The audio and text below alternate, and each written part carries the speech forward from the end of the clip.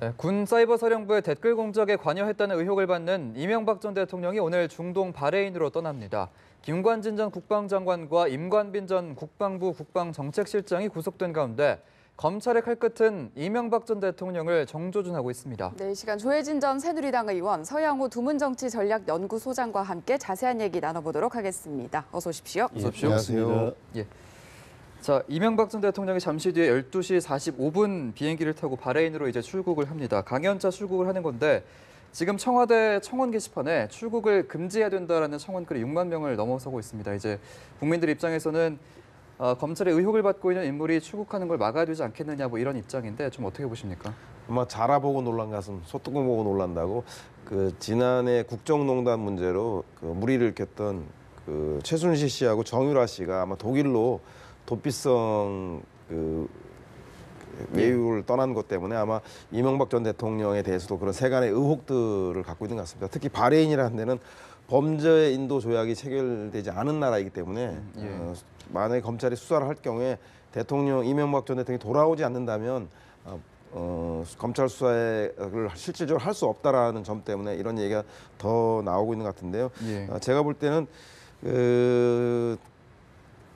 실제로 그 대통령에 대한 출국을 금지시키자고 하는 청원이나 몇몇 의원들이 주장하고 있는 것들은 그렇게 검찰 수사가 현재 진행되고 있지 않기 때문에 검찰에서는 난색을 표하고 있지만 그만큼 현재 국정원과 사이버사령부의 댓글 문제에 대한 국민적 분노가 좀 크다. 이런 것을 반증하는 것으로 해석해야 되지 않나 싶은 생각이 듭니다. 네, 몇몇 의원들의 의견을 얘기해 주셨는데 특히 민병두 더불어민주당 의원은 출국 금지 주장을 SNS를 통해서 펼치기도 했는데 이 같은 입장을 밝힌 데 대해서는 어떤 의견을 갖고 계십니까?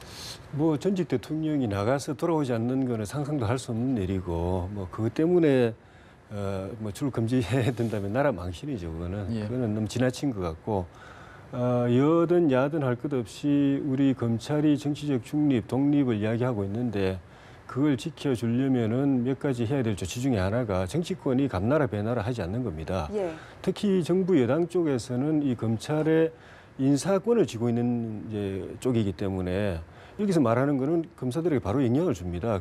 그대로 안 하면 다음에 불이익을 입는 것이 그전에도 늘 봐왔기 때문에 그래서 특히 야당도 그래야 되지만은 정부 여당 쪽에서 검찰에 대해서 뭐 누구를 수사해라, 누구를 구속해라 뭐 이런 이야기 하는 것 자체가 검찰 독립을 인정하지 않는다는 거, 중립성을 인정하지 않는다는 거, 검찰은 그냥 권력에 그냥 심부름꾼일 뿐이라는 걸 갖다가 이야기하는 것이기 때문에 정부에서 주장하고 있는 검찰 개혁이라는 것도 안 맞고 그러니까 그런 말 하지 않는 것이 전 필요하다고 생각이 들고 안 그래도 지금 검찰 안에서 이 새 정부 들어서 가지고 검찰이 무슨 정권의 청부 수사 기관이냐 그런 이야기 안에서도 자주 하고 검찰의 위기다 이런 이야기를 나오고 있는 상황에서 여당 소속 국회의원이 중진 의원이 뭐 구체적으로 뭐 출국 금지까지 검찰이 알아서 할 일인데 그것까지 하라 말라 하는 거는 도를 넘은 거라고 봅니다. 오히려 그렇게 되면 오히려 이 수사가 검찰이 선의를 가지고 한다고 하더라도 야당에서는 정치 보복이다, 뭐 보수에 대한 그런 이제 정치적 복수다 이렇게 이야기하고 있는데 거기다 뭐 이제 그 사실상 불에 기름을 끼얹는 것과 같이 되기 때문에 그런 더더욱더 이제 좀 자제할 필요가 있죠. 이 같은 상황에서 정치권이 관여하는 것은 바람직하지 않다라는 의견을 얘기하셨는데 어떤 의견이십니까?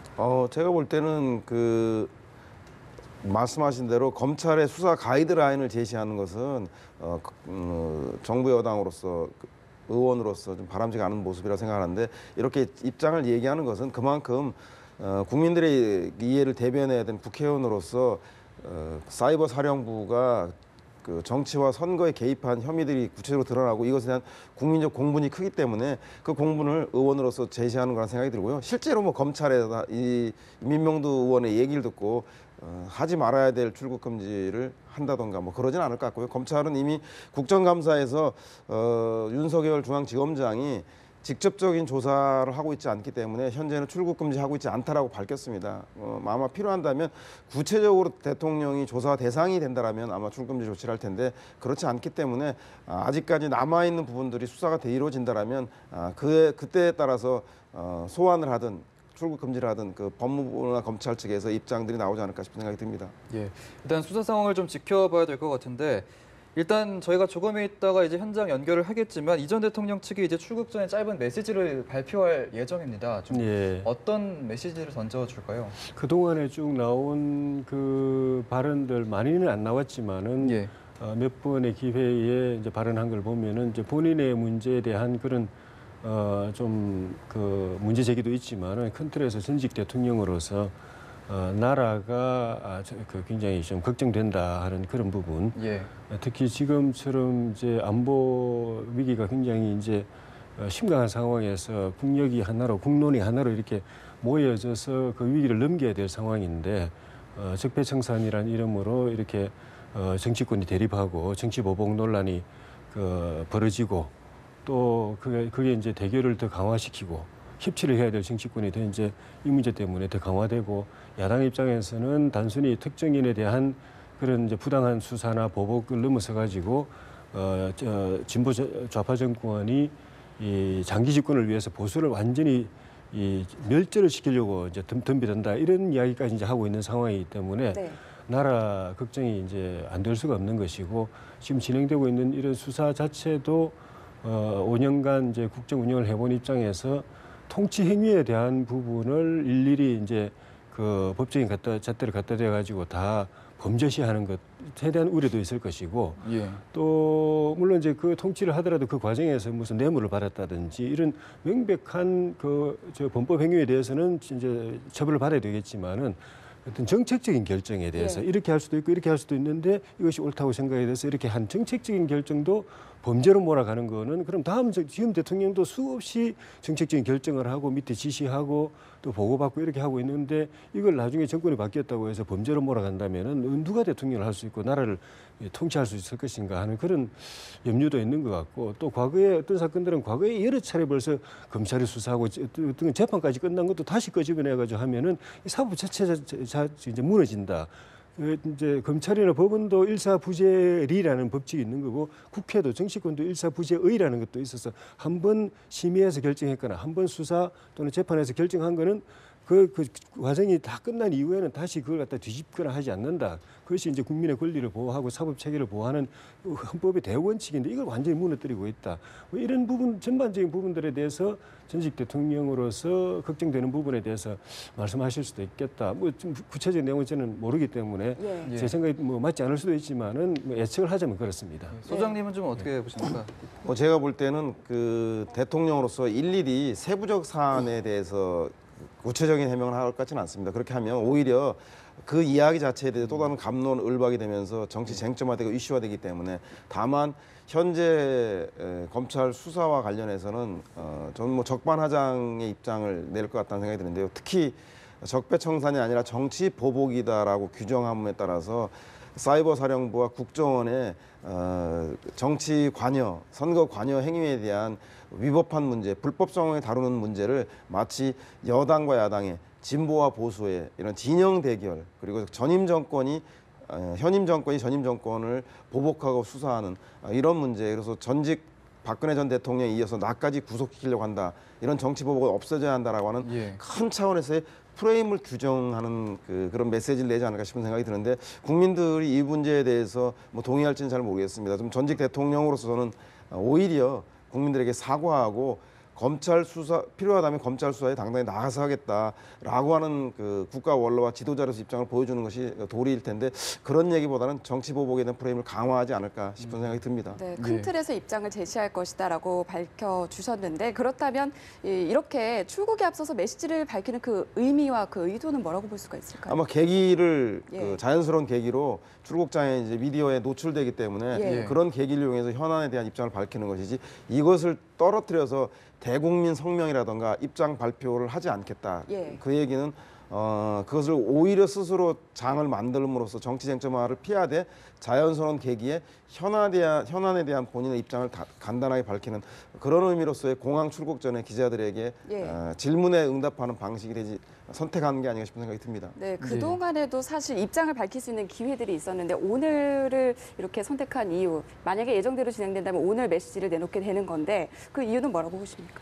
기본적으로 이명박 전 대통령은 전직 대통령 어떤 그 하나의 모델 케이스 이런 걸 우리가 만들어 가야 된다. 현직 대통령으로 있을 때도 전직 대통령 문화를 만들어야 된다. 정치 보복의 악순환을 끊고 그런 문화를 만들어야 된다는 이야기를 많이 했었고, 그래서 퇴임 이후에도 국가를 이렇게 운영을 해본 5년간 운영해본 경험, 또 대한민국이 이 돌아가는 시스템과 이 네트워크와 또 그 많은 구조에 대해서 많은 걸 알고 있는 입장에서 새 정부가 하고 있는 일에 대한 본인의 소외가 왜 없을 수가 있겠습니까? 이 문제는 이렇고 저 문제는 저렇고, 어떤 건 또 만족스럽고 어떤 거는 걱정스럽고 이런 부분이 다 있겠지만은 가급적 그런 데 대해서 발언을 안 하고 하는 것이 새 정부와 새 대통령에 대한 전직 대통령의 도리다라는 생각을 이제 확고하게 하기 때문에 잘 안 했었던 것 같아요.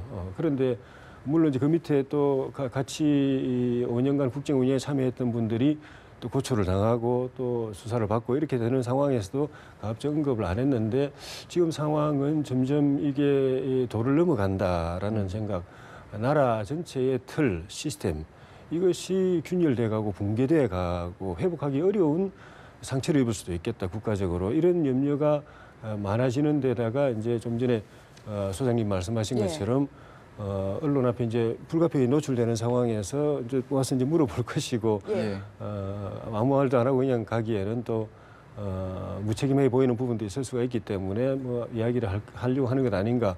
주변에서 공항에서 짧게 한마디 하겠다고 하는 거는 그런 이 연유가 아니겠는가 하는 생각이 듭니다. 예, 사실 이명박 전 대통령이 이제 그동안 국정원 적폐청산과 관련하고 또 관련해서 강한 불만을 좀 드러냈던 부분이 좀 있었거든요. 이와 관련해서 좀 정치권 반응은 좀 어떻습니까?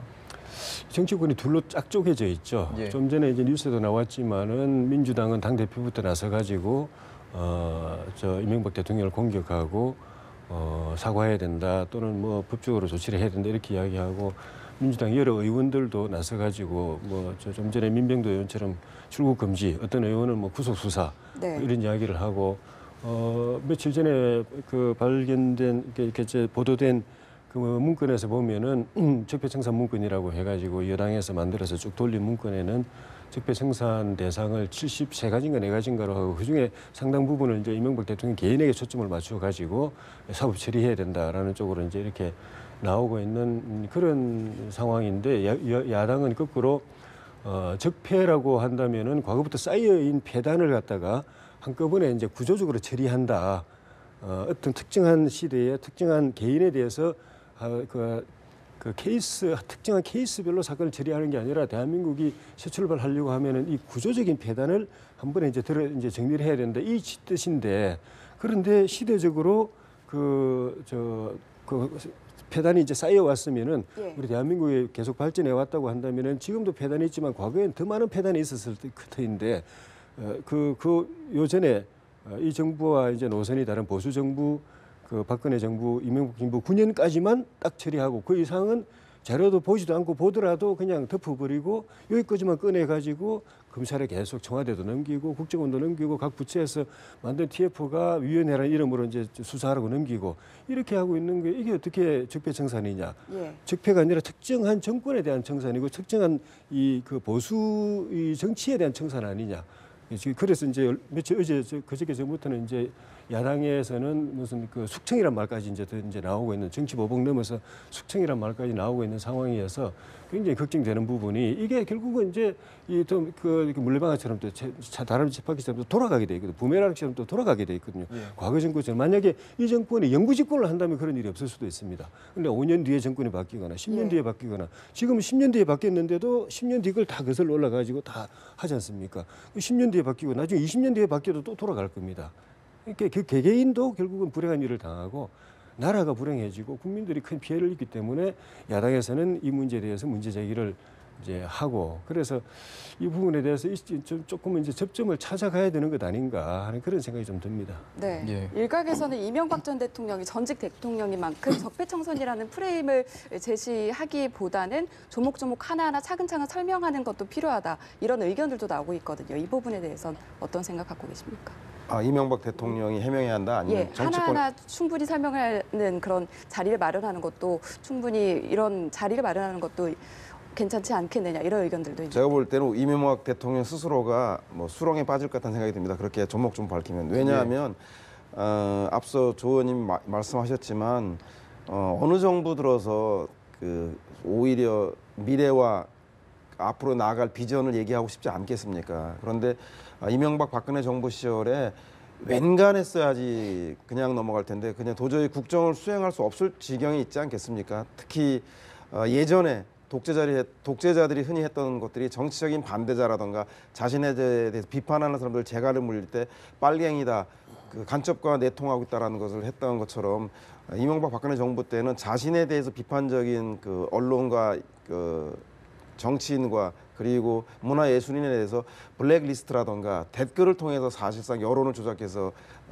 국민들의 그 여론을 호도하지 않았습니까? 저는 뭐 이 문제는 민주주의와 헌법을 위반한 정면으로 도전한 문제이기 때문에 다소 아프더라도 그 환부를 도려내야 한다는 생각이 들고, 그런 의미에서 대통령이 사실은 그동안 했던 그 통치 행위에 대해서 이명박 대통령이 먼저 쭉 설명하고 이해를 구하고, 그리고 그것에 위법하다라면 그 검찰에 출석해서 조사도 받겠다라는 그런 입장을 밝히는 게 대단히 필요할 텐데, 제가 볼 때는 오히려 그런 멍석을 깔아줄 경우에 그동안 해왔던 일들이 너무나 드러나기 때문에 이명박 대통령 그렇게 세세하게 대응하기보다는 전체적으로 현 정권이 과거 정권에 대한 정치 보복을 하고 있고, 특히 진보 정권이 보수 정권 실을 말리려고 한다. 그래서 이런 진영 대결과 이념 대결로 몰아가서 세부적인 위법과 불법 문제를 덮으려고 하는 그런 방식의 대응을 하지 않겠나 싶은 생각이 듭니다. 네, 사안에 대한 구체적 언급보다는 좀 프레임의 논리를 좀 더 내세울 네, 것 같다 그렇습니다. 이렇게 예상을 해주셨는데, 자, 일단 지금 변호인단을 꾸리고 있다는 얘기도 있는데 좀 어떤 전략으로 나가고 있다고 봐야 될까요? 말씀하신 대로 실제로 이명박 대통령에게 주어진 혐의에 대해서는 여러 가지가 있습니다. 가장 중요한 것은 군형법상의 정치관여 금지법과 그리고 예. 직권남용, 사이버사령부에 말 잘 듣는 사람을 뽑으라고 하는 식으로 해서 직권남용 혐의로 현재 국방부 장관이 구속되어 있는 상황이기 때문에 이 문제에 대해서 법리적 검토를 할 것입니다만은 제가 볼 때는 하나하나 법리적 검토보다는 말씀하신 대로 정치적 성격의 정치전을 더 많이 할 것 같다는 생각이 듭니다. 현재 이재호 전 의원을 내세워서 정치 보복이고 국정의 통치행위에 대해서 법적인 잣대로 수사해서는 안 된다는 이야기를 하는 거 보면, 그래서 소환을 대비하긴 하는데 국민적으로는 정치전과 여론전에 주력하지 않나 싶은 생각이 듭니다. 네, 예. 일단 강연 이후의 상황에도 또 주목이 되는데요. 일단 김관진 전 장관이 구속이 됐기 때문에 검찰 수사는 사실상 이명박 전 대통령을 겨냥하고 있다, 이런 분석들도 많이 나오고 있고요. 사실상 소환 시기만 남겨뒀다, 이런 분석들도 나오고 있는데 강연 이후에 다시 한국으로 돌아왔을 때 상황이 어떻게 전개될 것으로 예상을 하고 계십니까? 강연이 2박 4일이니까 예. 금방 돌아오시죠. 그 사이에 검찰 수사가 어느 정도 진척이 있을지는 모르겠고요. 일단 김관진 전 장관을 구속할 때 이 영장에는 이명박 전 대통령에 대한 혐의 사실이 기재가 되지 않았습니다. 예. 이 현재 상황에서 그런 그 범죄 의혹이 이제 구체적으로 확인이 된다든가 김관진 전 장관과 흔히 말하는 이제 공범 관계를 입증할 만한 그런 것들이 있었다면 아마 넣었을 가능성이 많은데 현 시점에서는 없는 것 같은데 이후에 어떻게 될는지 이제 좀 이제 두고 봐야 될 것 같고요. 예. 근데 요 사건과 또 유사하면서도 또 하나 우리가 눈여겨봐야 될 거는 김재철 전 MBC 그 사장에 대한 구속영장은 기각이 됐어요. 예. 같은 판사가 했는데 기각을 했는데 기각한 논리가 국정원에서 자기들의 권한을 남용해가지고 넘어서가지고 MBC 측에다가 MBC 정상화라는 그 명분으로 이래저래 이래 하라고 보고서를 만들어 가지고 구두로 이제 전달을 했고 김재철 사장이 그 이야기를 듣긴 들었는데 그 이야기대로 하거나 또는 그 지시를 받아 가지고 한 게 아니고 자기 사장으로서 고유 권한을 그 범위 안에서 인사도 하고 어떤 프로그램 개편이나 이런 걸 했기 때문에 검찰에서는 그걸 공범이라고 보고 국정원의 행위가 위법이기 때문에 범죄 행위이기 때문에 그거하고 연결되어 있는 MBC 전 사장도 공범이다라는 논리로 구속영장을 신청했는데 그건 공범이 아니다. 이게 범죄가 된다고 해서 그 사람으로부터 어떤 뭐 지시나 요구나 이런 걸 받았다고 해서 이 사람이 공범은 아니다. 이 사람이 한 행위가 일치한다 하더라도 결과적으로 일치한다 하더라도 이 사람 자기 권한 하에서 자기 판단으로 한 거기 때문에 공범이 아니다라고 했는데 김관진 전 장관이나 또 우리 임관빈 전 국방정책실장의 행위가 범죄가 될 것인가 하는 부분에 대해서는 좀 이제 두고 볼 필요는 있을 것 같습니다. 그런데 설령 범죄가 된다고 하더라도 그와 그 위에 있는 대통령이 국정의 모든 분야를 정치적으로 이제 관장해야 되는 대통령이 그 밑에 있는 뭐 장관이라든가 어떤 그 공직자가 범죄 행위가 된다고 해서 그게 다 공범이 되고 지시를 했다거나 보고를 받았다고 해서 다 공범이 된다고 한다면은 앞으로 대통령 할 수 있는 사람 별로 없을 겁니다. 대통령이 누구든 이런 잣대를 가지고 뭐 다음 정권인들 밑에서 장관이나 차관 무슨 뭐 각 부처에 그 이런 식으로 단죄된 사람 뭐 없을 수 있겠습니까? 정권 때마다 정권 끝나고 나면 그 밑에 사람들 늘 들어갔기 때문에 감옥에 들어갔기 때문에 그래서 그 위에서 보고했다 지시했다 해서 대통령까지 공범이 된다 하면은 불행한 역사가 계속 더 악화된다고 저는 보여지기 때문에 이 부분은 아마 검찰은 무리해서 영장 청구를 하거나 수사를 하더라도 기소를 하더라도 법원은 조금 더 냉정하게 보지 않을까. 지금 MBC 사장 영장 기각 사례를 보면은 뭐 그런 생각도 좀 듭니다. 네, 사실상 소환 시기만 남겨뒀다는 이런 의견에 대해서 소장님은 또 어떤 의견이신지 궁금합니다. 실제로 김관인 전 장관이 검찰 수사 과정에서 군사이버사령부 댓글 작전 현황에 대해서 대통령께 보고했다라고 진술을 했고 그러자 이명박 전 대통령이 우리 사람을 철저히 가려 뽑으라고 지시를 받고 호남 그 지역 출신들을 배제하고 뽑았다는 거 아니겠습니까? 그 구체적으로 현황을 보고한 게 있고 그리고 대통령 업무 지시를 받은 게 있다라면 결국은 이 문제에 대해서 이명박 전 대통령 수사할 수밖에 없는데 문제는 직접 장관이 대통령에게 직접 보고했는지 직접 보고를 받았는지 아니면 중간에 안보실이라던가 뭐 비서실장을 통해서 한 것인지 그래서 이런 부분들에 대해서 마저 조사가 끝난 다음에 최종적으로 이명박 대통령에 대해서 조사를 해야 될 것이기 때문에 조사는 피할 수 없을 것 같으나 지금 당장은 아니고 아마 이런 혐의에 대해서 함께 연결되었던 연결고리들에 대한 수사를 마친 이후에 이명박 대통령에 대한 수사도 할 수밖에 없지 않겠나 싶은 생각이 듭니다. 예. 조금 전에도 말씀을 드렸지만 이제 이 전 대통령이 검찰 소환과 맞물려서 이제 준비를 위해서 변호인단을 좀 모으고 있는 것으로 알려졌는데 이종찬, 권재진 전 민정수석 비서관 등이 이명박 정부 당시에 청와대 참모들이 좀 법적 제문에 응하고 있다고 하는데 어떤 점을 좀 중점적으로 준비를 하고 있을까요? 이제 그분들이 이제 법률 전문가고 검사 출신들이고 한 분은 나중에 법무장관도 하셨죠. 그래서 대통령 재직 시에 민정수석을 하면서 그런 각종 통치 행위들이 법의 기준에 맞도록 하는 데 있어 가지고 안에서 말하자면 내부 감시자 역할을 했던 분들이기 때문에 그 문제들이 어떻게 법적으로 타당하고 근거가 있는 것인지에 대해서 가장 정확하게 아는 분들이니까 그분들의 이제 조언을 이제 받는 것 아닌가 싶은데 처음에는 이명박 대통령 측도 그냥 이렇게 정권이 바뀌었으니까 뭐 이렇게 연례적으로 정권 하듯이 이제 사정 드라이브 걸고 이렇게 해서 지나가는 걸로 생각을 했던 것 같아요.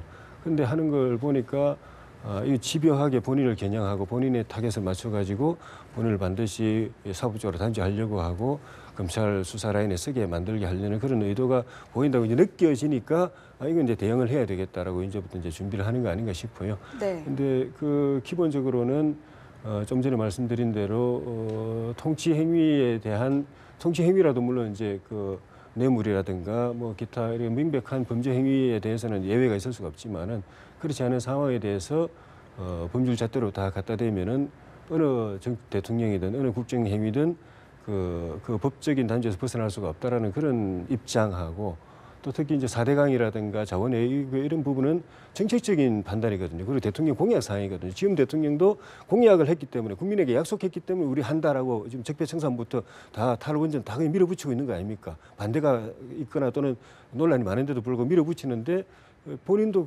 한반도 대운하라고 큰 공약을 해서 대통령이 됐는데 사실 광우병 촛불 때문에 그 당시에 야당에서 대운하 취소하라고 그래서 주요 공약이었는데도 그 취소하는 상황이었어요. 근데 그거를 갖다가 그건 정책적인 선택을 지금 이제 범죄시하고 그것도 민주당에서 만든 적폐청산 리스트에 보면 그거 다 들어있거든요. 그게 사법적으로 단죄해야 된다고 하고 자본위에도 마찬가지고. 이런 부분에 대해서 이거는 아니다, 잘못된 거고. 그러면 어느 대통령도 자기 정책적 국민에게 공약한 거 이행 못한다. 그게 나중에 범죄 행위로 돌아온다. 이런 그 생각을 하는 것 아닌가 싶고 좀 전에 말씀드린 것처럼 물론 대통령이 통치를 잘하더라도 밑에서 사법적으로 처벌받을 만한 일이 생길 수 있죠. 그런데 그걸 모든 행위를 갖다 위에 대통령과 이 관계 있다고 해서 다 공범으로 엮는다. 이거 이렇게 되면은 어느 대통령도 국가 운영을 못한다라는 이런 부분에 대한 이 문제 제기를 준비하지 않겠는가 하는 생각이 듭니다. 네, 예. 방금 들어온 소식에 의하면 잠시 후 11시 50분을 전후로 이명박 전 대통령, 즉 이동관 전 청와대 수석이 입장을 밝힐 것으로 예상이 되고 있는 상황인데요. 어떤 메시지가 담길지 주목되고 있고 지금 보시는 것처럼 첫 입장을 직접적으로 밝히는 만큼 많은 취재진들이 인천공항에 몰려 있는 모습입니다. 앞서도 저희가 함께 얘기를 나눠봤는데 오늘 공항에서 어떤 메시지가 나올 것으로 예상이 되는지 소장님 다시 한번 짚어주신다면 어떨까요? 아마도 그 혐의에 대해서 구체적으로 언급하면 정치적 소재, 정쟁의 소재로 돼서 오히려 이슈화될 거기 때문에 그러한 이야기보다는 개별 사안에 대한 그 본인의 입장보다는 본인 그 이명박 전 대통령 자신에게 향해지고 있는 검찰 수사의 칼끝에 대해서 아마도 현 정부가 전 정부를 정치 보복하는 수사다. 적폐청산은 그 낡은 폐단을 청산해야 하는 건데 결국은 그 박근혜 전 대통령에 이어서 이명박 전 대통령 본인에게까지 구속을 시키려고 하는 거 아닌가. 그래서 이 진보 정권이 보수 정부에 대한 씨말리기 이런 보복이다라고 하는 전체적인 프레임을 재규정하는 식의 원론적 언급을 하지 않겠나 싶고요. 향후에 꾸려진 변호인단을 통해서 검찰 소환이 임박할 경우에는 법리적 대응을 하겠지만 오늘은 전체적으로 수사가 예정돼 있는 상황에서의 그 이 검찰 수사는 그 현 정권의 전 정권에 대한 정치 보복이다라고 하는 주장을 강하게 할 것으로 예상이 됩니다. 예. 네. 자, 지금 보고 계신 화면은 이 시각 현재 인천국제공항 모습입니다. 잠시 후 이명박 전 대통령이 11시 50분에서 12시 사이에 적폐청산, 정부 여당의 적폐청산에 대한 입장을 직접 밝힐 예정인데요. 현재 현장에는 이동관 전 청와대 홍보수석의 모습이 보이고 있고 이렇게 되면 이명박 전 대통령이 직접 입장을 밝힐 것으로 현재 예상이 되고 있습니다. 네, 측근을 통해서 전반적인 입장을 밝힐지 이명박 전 대통령이 직접 의견을 밝힐지 주목이 되는데요. 이명박 전 대통령이 어떠한 메시지를 내놓을지 또는 측근을 통해서 어떠한 메시지를 내놓을지 잠시 후에 화면을 통해서 저희가 직접 생중계해드리도록 하겠습니다. 조혜진 의원 역시 전반적으로 오늘 어떤 메시지가 나올지 다시 한번 짚어주신다면 어떨까요? 예, 좀 전에 이동관 전 수석 말씀을 하셨는데 화면에 보니까 이동관 예. 수석이 저기 얼핏 보이는 것 같은데 예, 나와 있습니다. 이동관 그런 걸 보면 이동관 수석이 발표할 가능성 좀 적어 보이죠. 예. 예. 지금 보도진이 다 있는데 본인 아무 말 안 하고 그냥 그 전직 전 대통령 오기를 기다리고 있는 거니까. 예. 아니면 뭐 이 전 대통령은 그냥 아무 그 발언 없이 통과하고 그 뒤에 본인이 할 수도 있겠지만은 예. 이 전 대통령께서 직접 뭐 짧게라도 입장 표명을 하지 않을까 싶은데 좀 전에 말씀드린 것처럼 전직 대통령으로서는 그 본인이 물러나고 난 뒤에 나라가 평안하고 더 발전하고 그런 본인 시대에 무슨 잘못은 잘못들대로 또 이제 시정하고 잘한 건 잘한 것대로 또 이제 승계하고 발전시키고 하는 이런 것들이 가장 또 보람이겠죠.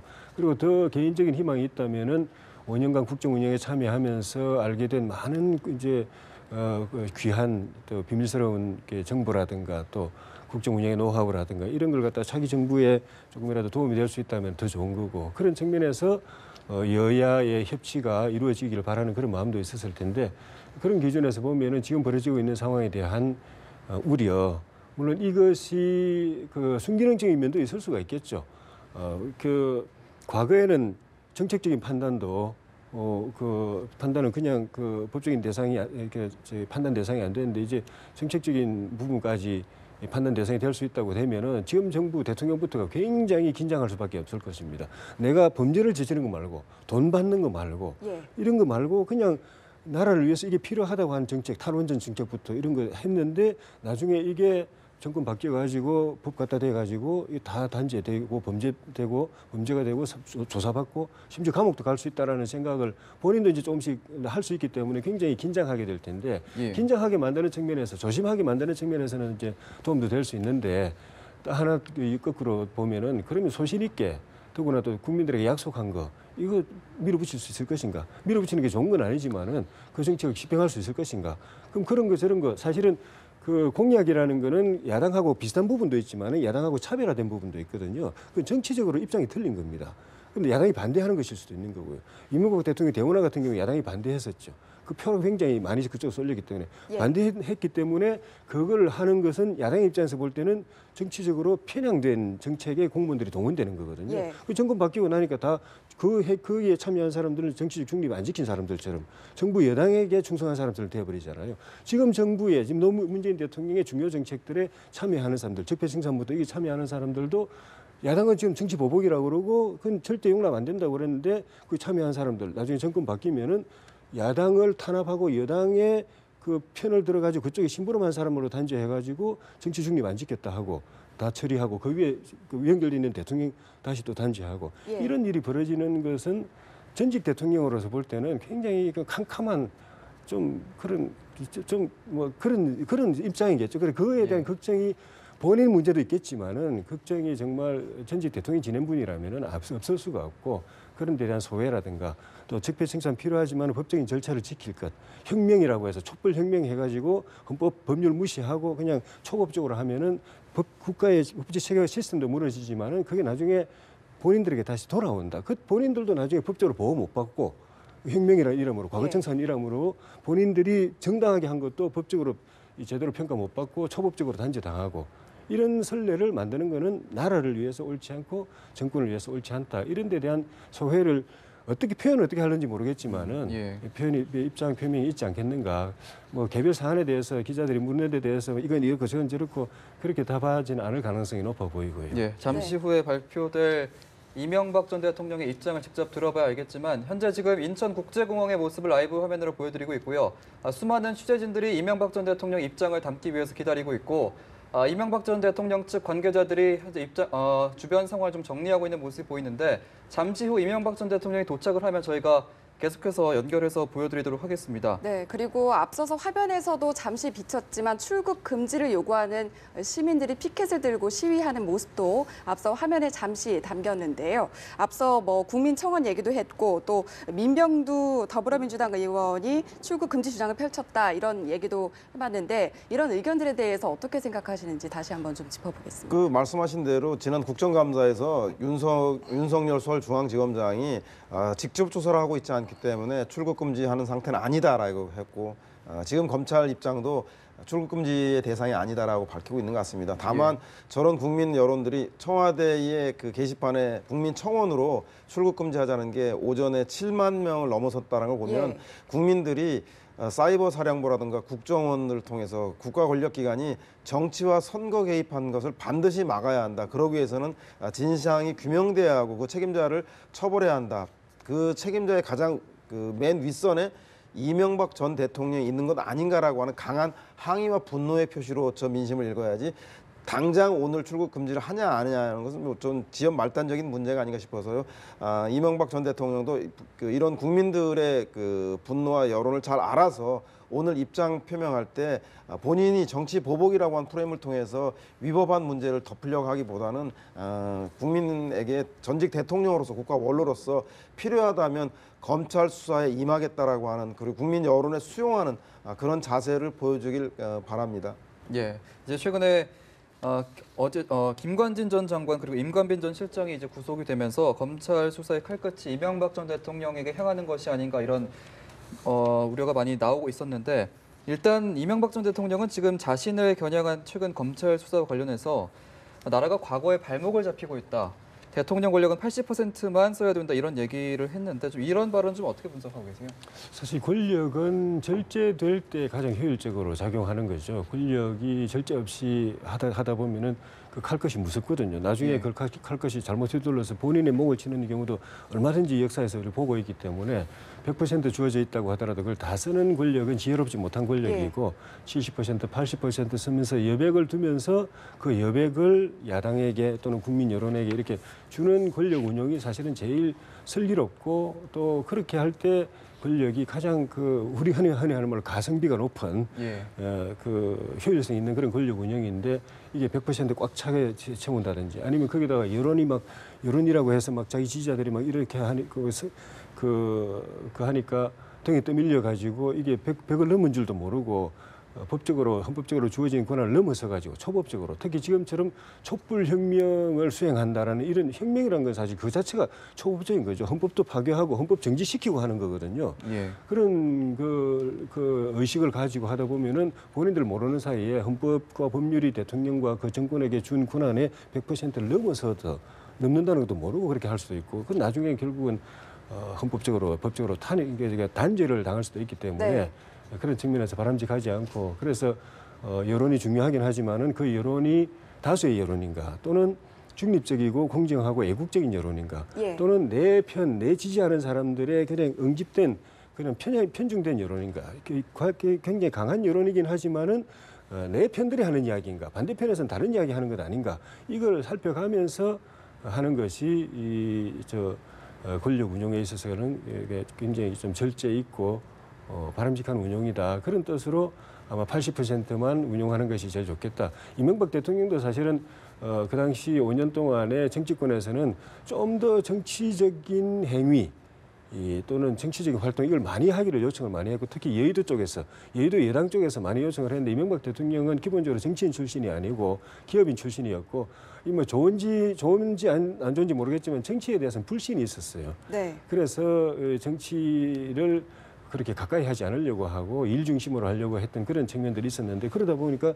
그 권력이 이 정치권에서 여당, 집권당 입장에서 볼 때는 대통령이 가진 권력을 100% 행사를 못하고 얼마든지 더 할 수 있는데 정치적으로 운영할 수 있는데 못했다라는 그런 문제 지적도 있는 반면에 본인은 그걸 잘했다고 그렇게 정도로 한 것이 잘했다고 생각하시는 것 같아요. 근데 대통령 권력은 80%만 써야 한다. 이건 저는 적반하장이고 오히려 이명박 전 대통령이 들어야 할 얘기가 아닌가 싶은 생각이 드는데요. 예. 자신의 서울시장 시절에 그 신복인 부시장 출신의 원세훈 전 국정원장을 원장으로 시켜서 사실상 경쟁자제 비판하고 있는 박원순 시장에 대한 제한 문건이라던가 그리고 정부 여당의 비판적인 문화예술인에 대한 재갈 물리기 위해서 블랙리스트를 작성하고 그 연예계에서 퇴출시키는 그런 혐의를 받고 있고 특히 무엇보다 중요한 것은 권력기관을 동원해서 정치와 선거에 개입했다는 문제. 이것은 우리가 그동안 독재 정권들이 수없이 해왔기 때문에 이것을 막기 위해서 87년 6월 민주화 운동도 있었고 수많은 사람들이 목숨을 잃어가면서 투쟁해온 역사 아니겠습니까? 그런데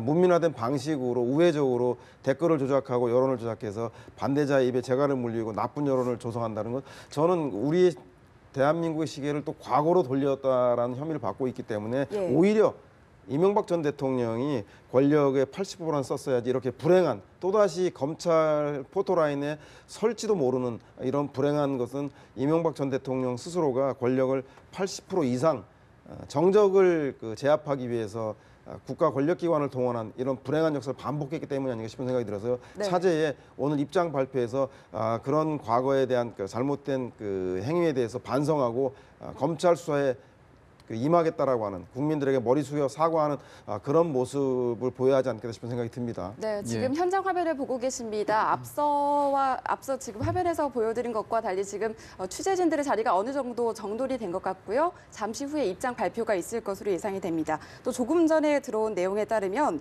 이동관 전 수석이 적폐청산에 대한 우려 입장을 표명할 것이다. 모두 발언 없이 즉흥적으로 발언할 것이다. 이 같은 입장을 취재진에게 전한 것으로 전해지고 있는데 이런 내용들을 고려했을 때 이명박 전 대통령이 지금 출국에 앞서서 즉흥적으로 얘기를 하면서 조목조목 이 적폐청산 등에 대해서 얘기할 가능성에 대해서는 어떻게 보시는지 궁금합니다.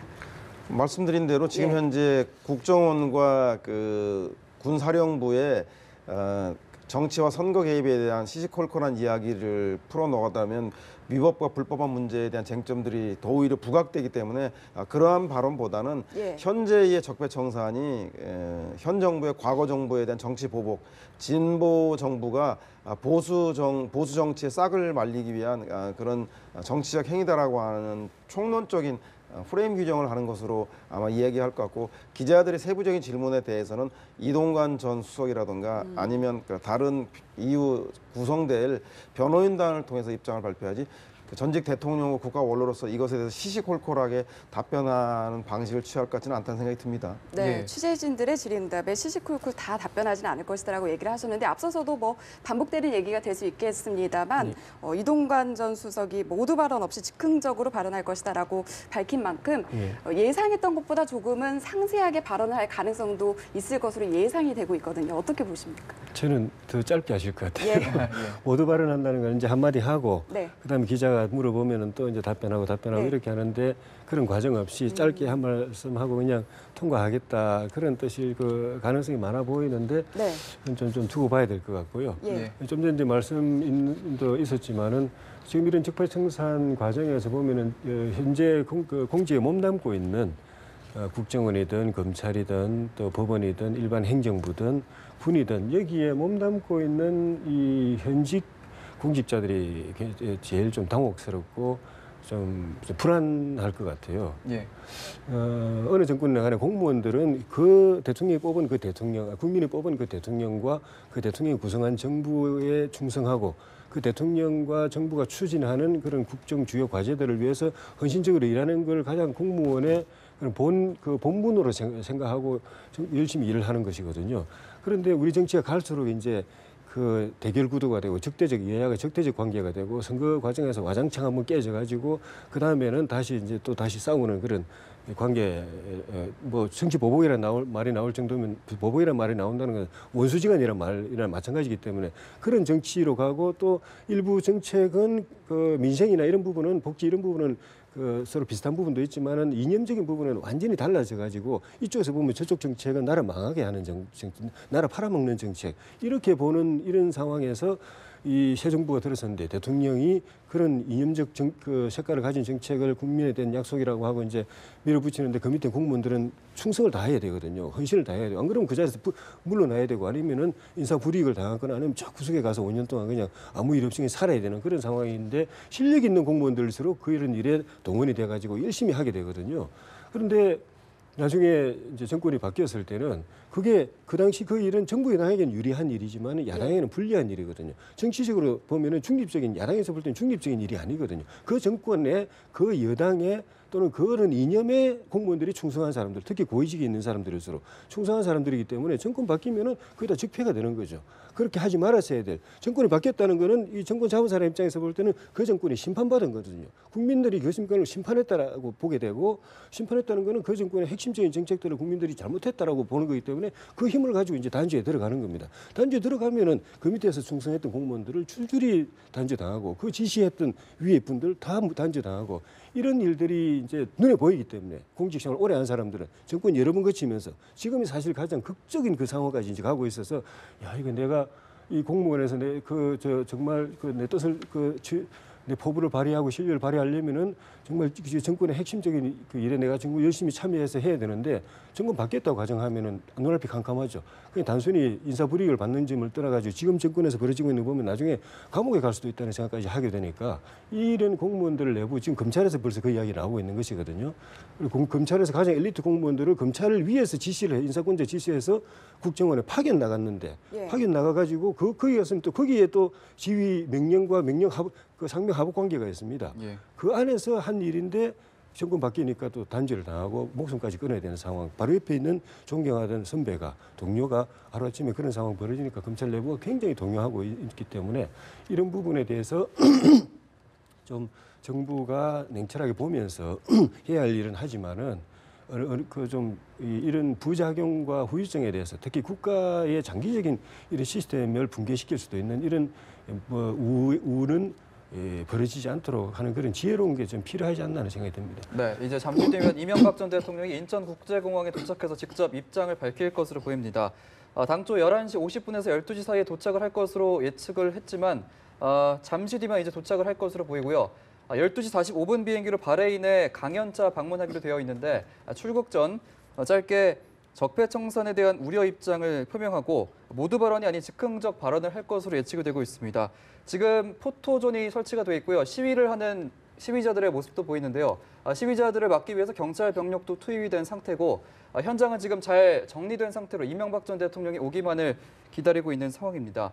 일단 지금 김관진 전 장관이 구속이 됐고 임관빈 전 실장도 구속이 된 상태에서 아무리 이제 이명박 전 대통령이 대통령으로서 보고를 받았다고 하더라도 군사이버사령부 관련된 거에 대해서 좀 직접 지시를 했다 이렇게 김 전 장관은 밝혔기 때문에 아무래도 검찰 수사를 피해가기 좀 어렵지 않겠습니까? 네, 아마 그 김관진 전 장관의 구속이 아마 오늘 그 이례적으로 이명박 전 대통령이 해외에 강연차 가는데 입장을 발표하겠다라고 측근을 통해서 밝힌 걸 보면 잠시만요. 지금 네. 차량이 도착을 하고 있습니다. 네, 이명박 전 대통령이 잠시 뒤에 포토존에서 짤막하게 입장을 밝힐 것으로 예상이 되고 있습니다. 이명박 전 대통령은 오늘부터 2박 4일의 일정으로 바레인을 방문하게 되는데요. 이에 앞서서 처음으로 직접 자신의 입장을 밝힐 예정입니다. 지금 취재진들이 지금 사진을 찍고 있는 모습이 보이고 잠시 뒤에 포토존에서 입장을 짤막하게나마 밝힐 것으로 예상이 됩니다. 네, 현재 이 시각 인천국제공항에 나와 있는 이명박 전 대통령이 현재 포토존 앞에 서 있고요. 잠시 들어보겠습니다. 최근에 정부의 그 적폐 청산에 대해서 입장 표명하신다고 하셔서 아니 내가 이야기를 한 거야. 나는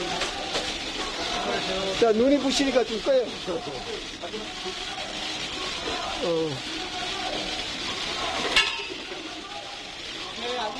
자, 나 좀 꺼요. 눈이 부셔서 뭐 안 되겠어.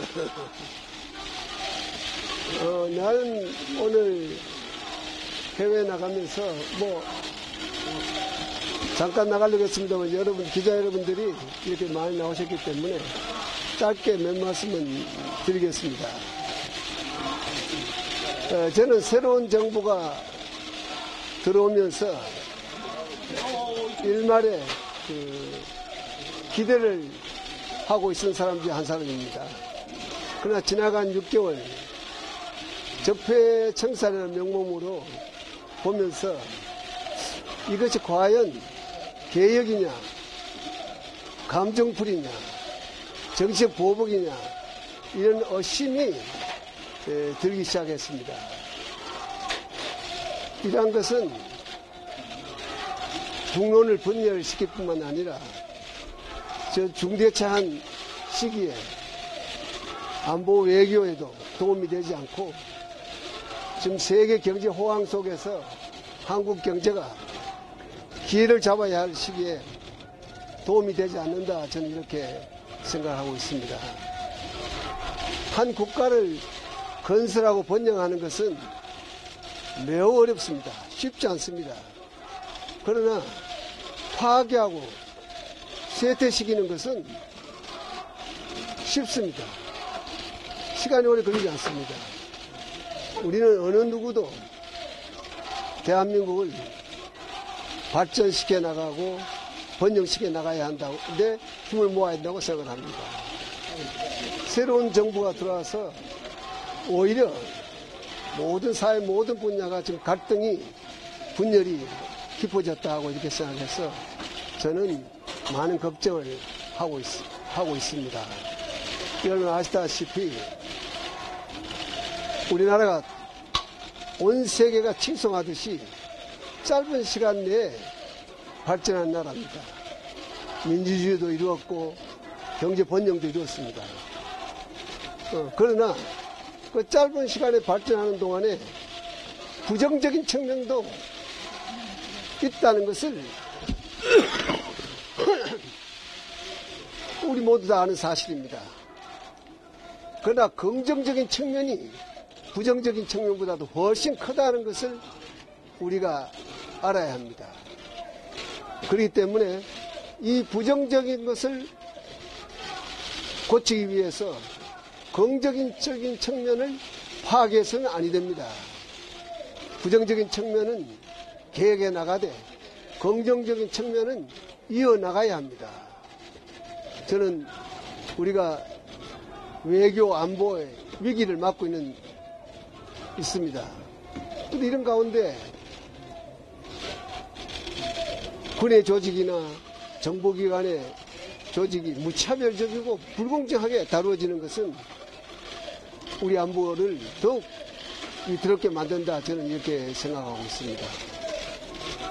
이제 국민의 불안을 털어버리고 우리 모두, 우리 정부가 힘을 모아서 앞으로 전진해서 튼튼한 외교 안보 속에서 경제가 발전해 나갈 수 있는 그런 기회를 만들어 주었으면 좋겠다 하는 그런 생각을 합니다. 저는 오늘 짧게 이야기하고 들어가겠습니다. 자, 수고했습니다, 여러분. 고맙습니다. 이명박 전 대통령이 인천국제공항에서 짧게 입장을 발표한 뒤 내부로 이동하고 있는 모습입니다. 자, 다시 한번 이명박 전 대통령이 했던 발언들 들어보겠습니다. 들어오면서 일말에 기대를 하고 있는 사람 중에 한 사람입니다. 그러나 지나간 6개월 적폐청산이라는 명목으로 보면서 이것이 과연 개혁이냐, 감정풀이냐, 정치적 보복이냐, 이런 의심이 들기 시작했습니다. 이러한 것은 국론을 분열시키. 이명박 전 대통령에 이어서 지금 이동관 전 수석이 발언을 하고 있습니다. 들어보시겠습니다. 저희가 눈꽃만큼도 이른바 군과 정보 지금 기관에 이 정치 댓글을 옹호할 생각 없습니다. 잘못된 건 밝혀져야 되고 처벌받는 게 맞습니다. 그러나 여러분들이 이제 지금 검찰에서 발표하는 것만 쫓아다니다 보니까 잘 모르고 계신 부분, 잊고 계신 부분이 있는 것 같아요. 지금 이미 국정원 심리전단장 이태하 씨 공판이 진행되고 있습니다. 거기서 이미 밝혀진 일이지만 지금 문제가 된 댓글은 전체의 0.9%라는 것이 그 검찰이 제기한 그 자료에 나오는 일이고 그 중에 절반만 법원이 받아들였어요. 그러니까 0.45%의 진실입니다. 그러니까 잘못된 것이 있다면 메스로 환불을 종양을 도려내면 되는 거지. 지금 전체를 손발을 자르겠다고 도끼를 들고 하는 거는 바로 국가 안보 전체의 위태로움을 가져온 일이다 하는 그런 말씀이니까 그렇게 이해해 주시면 될 것 같아요. 그러니까 제가 말씀드린 수치는 공판에서 이미 나온 수치이기 때문에 여러분들이 확인해 보시면 알 것이고, 그리고 그 댓글 작업은 사실은 북한의 어떤 이 심리전이 날로 강화되는 주요 전장에서 불가피한 상황이었기 때문에 증언 허가를 한 것 같고 문제를 삼는 거는 그거는 곤란하다. 그리고 세상에 어떤 정부가 그런 댓글을 달라고 지시를 하겠습니다. 그리고 대통령이 그렇게 대한민국 대통령이 한가한 자리가 아닙니다. 시시콜콜이 그런 거 지시하고 받고 한 일 없습니다. 분명히 말씀드리지만. 그리고 또 한 가지는 지난번에 트럼프 대통령도 와서 저희 기적의 성장사를 극찬했지만은 지금 외국 정부에서 정식으로 초청을 받아서 우리 한국의 성장 비결을 와서 한마디 가르쳐 달라고 나가는 건데 출국을 금지시켜라. 그다음에 저기 와서 지금 시위하시는 분들도 있지만 참 안타깝네요. 그래도 대한민국의 국격과 품격을 지키자. 그 말씀 드리고 싶습니다. 나와주셔서 감사하고요. 예. 잘 다녀와서 또 필요한 게 있으면 말씀 올리실 것이고, 또 대통령께서도 이제 때가 돼서 진짜 구체적으로 얘기하실 기회가 오면, 오늘도 예정보다 길게 말씀하셨지만 그럴 기회가 있을 겁니다. 이렇게 어수선하게 해서 죄송합니다. 사실 조곤조곤 앉아서 간담회 할 기회도 있으리라고 생각을 하니까 양해해 주시기 바랍니다. 예. 수고하세요. 예. 그런 구체적인 거는 검찰에서 할 얘기니까 예. 김건희 장관 구속된 거에 대해서 책임감을 안 느끼세요? 예? 김건희 장관 구속된 거에 대해서는 아까 제가 답한 거에 다 들어있지 않나요? 자, 수고하세요. 예. 네, 이명박 전 대통령에 이어서 이동관 전 청와대 홍보수석의 발언까지 들어봤습니다.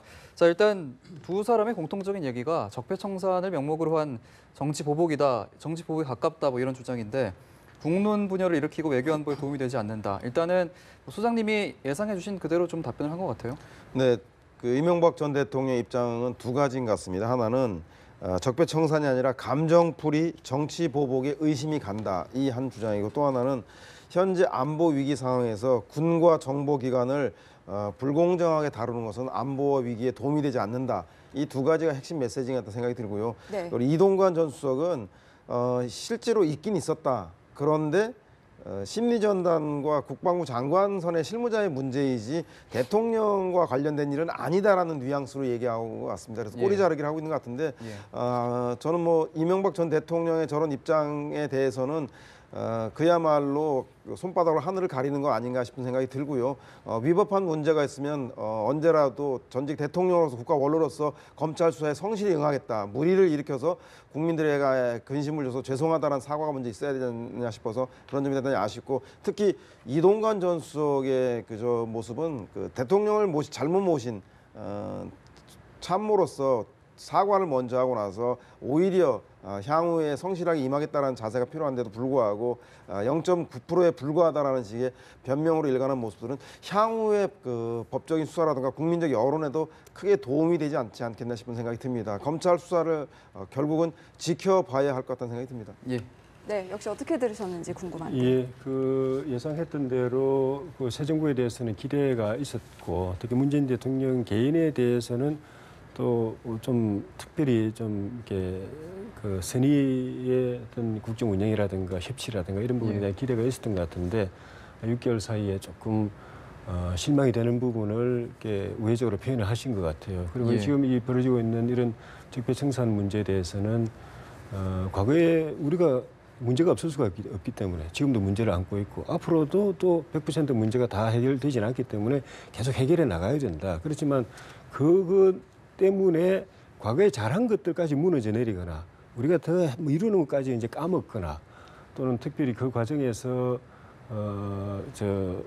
국정원이라든가 검찰이라든가 이런 중요한 국가 안보 치안 기관, 국가의 중추 법치 안보 중추 기관의 시스템을 무너뜨리는 그런 일은 북한하고 대치하고 있는 상황에서는 굉장히 위험스러운 일이다라는 그런 이제 생각을 하시는 것 같아요. 그리고 마지막으로 어쨌든 이런 것들이 잘 수습이 돼서 새 정부 하에서 좀 더 국가가 더 발전했으면 좋겠다는 그런 이제 희망이, 그게 이제 본인이 아직 그 놓지 않고 있는 이제 희망, 기대, 이제 국가 운영에 대한 그 기대의 끈이 아닌가 싶고, 네. 좀 전에 말씀도 있었던 것처럼 사실 그 아예 국정원이든 그 사이버 사령부든 선거에 개입해가지고 그 관련된 거기서 종사하는 사람들이 뭐 여당을 찍어라, 야당을 떨어뜨려라 이렇게 했다는 거는 그는 이제 그 법적으로 면책받을 수 없는 행위지만은 일부에서는 사이버 사령부의 그런 행위에 대해서 왜 북한에 가서 그 활동하지 아마 우리나라 안에서 활동하느냐 그런 이야기를 하면서 그 자체가 정치 중립이다, 정치 개입이다 그러는데 북한 사이버 사령부에 들어가가지고도 우리 요원들이 또 해야죠. 북한 쪽에 그 사이버 시스템 들어가가지고도 우리가 작업을 해야 되지만 그쪽 사령부가 우리보다 한 5배 내지 10배는 세다는 이야기거든요. 그쪽에 한 몇천 명의 요원들이 그 우리 대한민국의 네트워크에 들어가지 다 활동하고 있다는 것 아닙니까? 네. 그리고 여기 들어가 있는 고정 간첩이나 난파 간첩들도 그 활동하고 있고 거기에 대해서도 대응하는 것이 사이버 사령부의 활동이거든요. 그 과정에서 물론 뭐 선거에 관해서 구체적으로 좀 전에 말씀드린 것처럼 여당 찍고 야당 떨어뜨려 이런 행위를 했다면 그거는 그렇게 용서되지 않는 행위지만은 그렇지 않은 행위들에 대해서까지 우리 국내에서 한 행위이기 때문에 정치 개입이다. 네. 정치의 중립을 어긴 거다라고 말하는 건 그는 이 사이버 사령부의 행위 업무에 대해서 잘못 알고 하는 것 같고 그걸 가지고 문제 삼는다면은 그는 법원에서 냉정하게 엄정하게 좀 판단을 받아봐야 될 부분 같습니다. 네, 검찰의 수사가 정점으로 치닫는 가운데 오늘 이명박 전 대통령의 출국 전 메시지에 주목해봤습니다. 두 분 오늘 말씀 여기서 정리하겠습니다. 고맙습니다. 고맙습니다. 고맙습니다.